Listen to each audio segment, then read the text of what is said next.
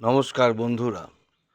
কুম্ভ নিয়ে এত মাতামাতি হচ্ছে, কিন্তু জিজ্ঞাসা করুন কুম্ভ শব্দের অর্থ কী এবং কুম্ভ কোন পুরাণ কথায় আছে সেটা কেউ জানে না, এবং কোন রাজা কোন সম্রাট এটা প্রচলন করেছিলেন সেটা কেউ জানে না।